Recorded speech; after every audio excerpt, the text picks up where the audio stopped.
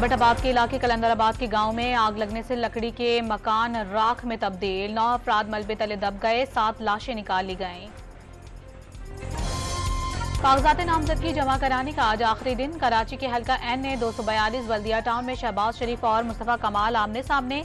लाहौर के हल्के NA 119 से मरियम नवाज और इस्तेहकाम पाकिस्तान पार्टी के अलीम खान मद्दे मुकाबिल। पेशावर में NA 32 पर PTI के शेर अफजल मरवत और ANP के गुलाम बिलोर के दरमियान जोड़ पड़ेगा। हल्का बंदियों पर एतराज़ात आम इंतखाबात के नताइज मुरतब करने के बाद सुनेंगे। इलेक्शन कमीशन ने वाज़ेह कर दिया कि इस वक्त एतराज़ात पर समाअत इंतखाबी प्रोग्राम को मुतासर करेगी। बल्ले का निशान वापस लेने के लिए सुप्रीम कोर्ट जाएं या हाई कोर्ट, तहरीक इंसाफ हतमी फैसला न कर पाई।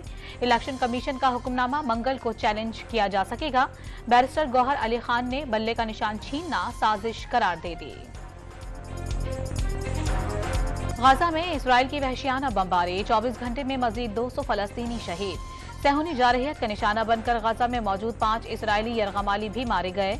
फलस्तीनी शोहदा की तादाद 21,000 से जायद हो गई। इसराइल का हमास के अहम रहनुमा हसन उल अतरश को मारने का दावा।